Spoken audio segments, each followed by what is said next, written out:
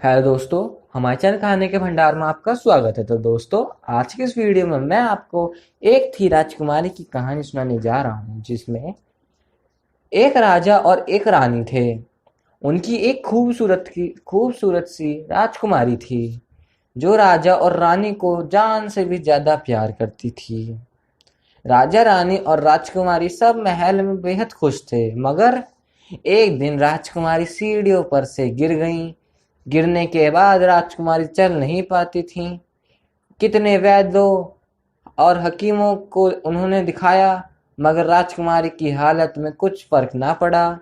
अब तो धीरे धीरे राजकुमारी की शादी की उम्र हो रही थी। तो राजा और रानी को राजकुमारी की शादी की चिंता सताए जा रही थी कि ऐसी हालत में राजकुमारी के साथ शादी कौन करेगा।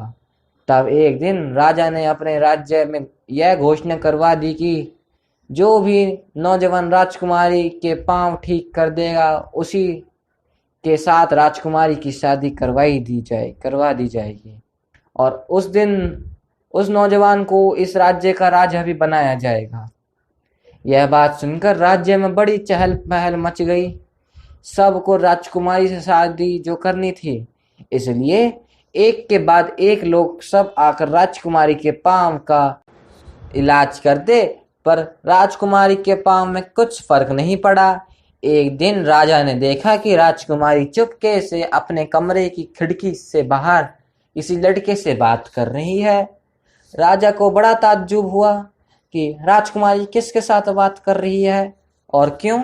राजा ने अपने मंत्री से उस लड़के के बारे में जांच करने को कहा, जो राजकुमारी से चुपके से बात कर रहा था। तो मंत्री के जांच पड़ताल के बाद पता चला कि वो एक चित्रकार है, जिसने पहले भी महल में आकर राजकुमारी की 2-3 बार तस्वीर बनाई थी। राजा ने पहले राजकुमारी से इस बारे में पूछा, तब राजकुमारी ने बताया कि हम दोनों एक दूसरे से प्यार करते हैं। राजा ने राजकुमारी को उस वक्त कोई जवाब नहीं दिया। फिर राजा ने दूसरे ही दिन उस चित्रकार को दरबार में आने का फरमान भेज दिया। दूसरे दिन वो चित्रकार दरबार में अपने दोनों हाथ जोड़े और अपना सिर झुकाए दरबार में हाजिर हुआ। राजा ने उस चित्रकार से पूछा कि तुम एक चित्रकार हो, क्या तुम फिर से एक बार मेरी राजकुमारी का चित्र बनाओगे? चित्रकार ने कहा, जी जी राजा जी, क्यों नहीं, जरूर बनाऊंगा। कब और कहाँ तस्वीर बनानी है, मुझे बस इतना बता दीजिए। राजा ने कहा कि इस बार तुम्हारे लिए राजकुमारी का चित्र बनाना आसान नहीं होगा, क्योंकि इस बार तुम राजकुमारी का ऐसा चित्र बनाओगे जिसमें राजकुमारी बैठी हुई नहीं, मगर खुले मैदान में दौड़ती हुई, फूलों के साथ बात करते मुस्कुराती हुई, आसमान में पंछी बन उड़ रही हो। ऐसी तस्वीर बनानी है। क्या तुम बना पाओगे ऐसी तस्वीर राजकुमारी की? चित्रकार ने कहा, क्यों नहीं महाराज, अपनी ओर से मैं पूरी कोशिश करूंगा ऐसी ही तस्वीर बनाने की, जैसा आपने कहा है। मगर इसके लिए मुझे राजकुमारी को कहीं बाहर ले जाना होगा। चित्रकार की बात सुनकर राजा को थोड़ा आश्चर्य हुआ, लेकिन वह चित्रकार की परीक्षा लेना चाहता था, इसलिए उसने चित्रकार को राजकुमारी की ऐसी तस्वीर बनाने को कहा। राजकुमारी को उसके साथ बाहर जाने की अनुमति दे दी गई। चित्रकार ने कहा, कल सुबह मैं राजकुमारी जी को लेने आ जाऊंगा। कल ही राजकुमारी की तस्वीर बना दूंगा। मुझे आज्ञा दीजिए राजा जी। ऐसा कहते हुए चित्रकार वहां से चला गया। दूसरे दिन सुबह चित्रकार वक्त पे राजकुमारी जी को लेने आ गया। राजा की आज्ञा लेकर चित्रकार राजकुमारी को लेकर वहां से निकलता है। राजा ने उनके साथ कुछ सिपाहियों को भी भेज दिया। चित्रकार राजकुमारी को रथ में बैठाकर कहीं दूर लेके जाता है, जहां से एक नदी बह रही थी। पर्वत के ऊपर से एक झरना भी बह रहा था, जिसका पानी नदी में जाके मिलता था। सुबह का वक्त था। सूरज की किरणें से पर्वत जगमगा रहे थे। बड़ा ही सुंदर दृश्य दिखाई दे रहा था। राजकुमारी ऐसा दृश्य देखती हुई खुश हो गई। ऐसा दृश्य देखते ही खुश हो गई। उसने ऐसा मनमोहक दृश्य कभी नहीं देखा था। राजकुमारी ने चित्रकार से कहा कि यह तो बेहद ही सुंदर दृश्य है। क्या तुम मेरा चित्र यहीं पे बनाने वाले हो? चित्रकार ने कहा कि जी नहीं राजकुमारी जी, मैं हमें अभी और आगे जाना है, उस पर्वत की चोटी तक। वहां से यह दृश्य बहुत बहुत ही खूबसूरत लगेगा और वहां पे मैं आपकी तस्वीर बनाऊंगा।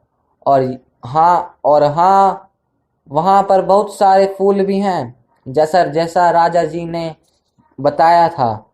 लेकिन इसके आगे हमको पैदल ही जाना पड़ेगा। वहां आगे हम रथ नहीं ले जा सकते। राजकुमारी ने कहा कि मगर कैसे? तुमको तो पता है कि मैं तो चल भी नहीं सकती हूँ। चित्रकार ने कहा कि जी राजकुमारी, आप फिक्र मत करो। अगर आपकी आज्ञा रही तो मैं आपको उठाकर वहां तक ले जाऊंगा। राजकुमारी को पर्वत के उस पार का रमण अद्भुत अद्भुत दृश्य देखना ही था, इसलिए राजकुमारी ने हाँ कह दी। चित्रकार ने सिपाही को कुछ देर वहीं रुकने को कहा। चित्रकार राजकुमारी को अपने साथ अपने हाथों में उठाकर पर्वत की ओर बढ़ने लगा। रास्ता थोड़ा रास्ता थोड़ा टेढ़ा मेढ़ा भी था, इसलिए 2 बार वह दोनों गिरते गिरते बच गए। चित्रकार ने बीच में राजकुमारी को थोड़ी देर वहां रुकने को कहा। वो दोनों थोड़ी देर वहां रुकते हैं। राजकुमारी को उतने में प्यास लग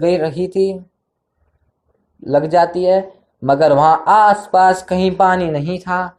चित्रकार ने राजकुमारी की आज्ञा ली और पानी लेने झरने जाता है। वहीं पे चित्रकार का पैर फिसलता है और वहां फिसलकर पर्वत की एक तरफ गिरने ही वाला था कि उसके मुंह से चीख निकली, जो सुनते राजकुमारी घबरा जाती है और चित्रकार को बचाने के लिए खड़ी होकर दौड़ते हुए चित्रकार का हाथ थामकर उसे ऊपर की तरफ खींचकर चित्रकार की जान बचा लेती है।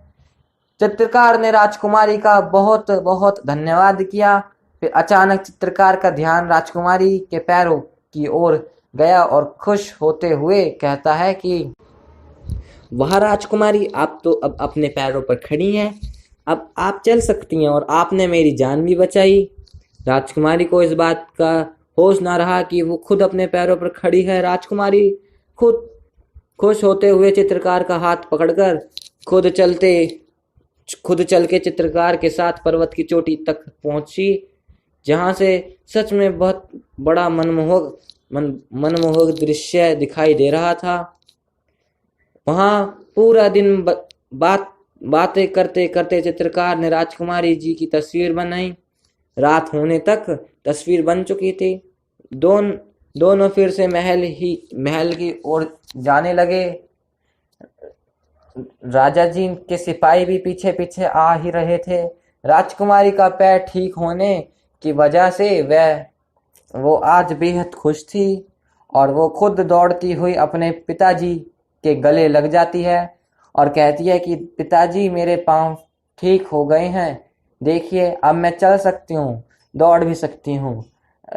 आज मैं बेहद खुश हूँ। राजकुमारी को अपने पैरों पे खड़ा देख राजा और रानी की आंखों में खुशी के आंसू आने लगे। राजा ने चित्रकार से पूछा कि तुमने यह चमत्कार कैसे किया? चित्रकार ने बताया कि जी मैंने कुछ नहीं किया, उल्टा आज तो राजकुमारी जी ने ही मेरी जान बचाई है। अगर आज वो हिम्मत करके खड़ी ना होती और मुझे ना बचाती तो शायद आज मैं यहाँ नहीं होता। इसलिए मैं राजकुमारी जी का बहुत बहुत आभारी हूँ। और उसने राजा जी को पर्वत पर हुई सारी बात बता दी। चित्रकार ने राजा को यह भी कहा कि राजकुमारी शायद बेहद बहुत सालों से घर से बाहर नहीं गई हैं और उसने अपने मन में भी यह सोच लिया था कि वह चल नहीं सकती हैं। इसलिए उन्होंने कभी अपने आप चलने की कोशिश भी नहीं की। और आज मुझे पर्वत से गिरता देख राजकुमारी भूली नहीं कि वो चल नहीं सकती। जब मैं पहली बार उनसे मिला था तभी मैंने भाप लिया था कि राजकुमारी के पैर बिल्कुल ठीक हैं, सिर्फ अपने मन में वहम के कारण वह चल नहीं रही थी।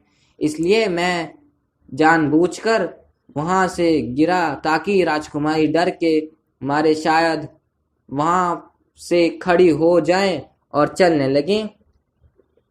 मेरा शक सही निकला और वह मुझे बचाने दौड़ पड़ी। सिर्फ राजकुमारी के मन का जड़ दूर करना था जो अब हो गया। फिर चित्रकार ने चित्र दिखाते हुए कहा कि उस दिन जब आपने इससे मुझसे कहा था कि राजकुमारी की दौड़ती हुई तस्वीर बनानी है, तब मैं समझ गया था कि आप चाहते हैं कि राजकुमारी फिर से चलने लगे। फूल के साथ बातें करना मतलब फूल की तरह हर पल मुस्कुराती रहें, आसमान में पंछी बनकर उड़ें, मतलब कि वो भी अपना हर सपना पूरा कर सकें और उसका भी आसमान को छूने का ख्वाब पूरा हो सके। राजा चित्रकार की बात सुनकर बहुत खुश हुआ और बोला कि तुम मेरी परीक्षा में पास हुए। मैं भी तुम्हारी परीक्षा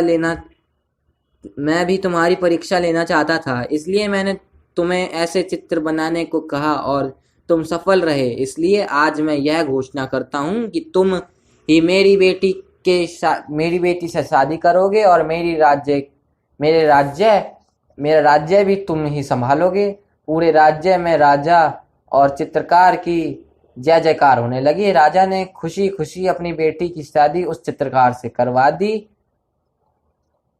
और उसे अपना राज्य देकर राजा भी बना दिया। राजकुमारी भी चित्रकार से शादी कर बहुत खुश थी। और तो दोस्तों, यह थी एक राजकुमारी की कहानी जिसके डर की वजह से वह कुछ सालों तक चल नहीं पा रही थी।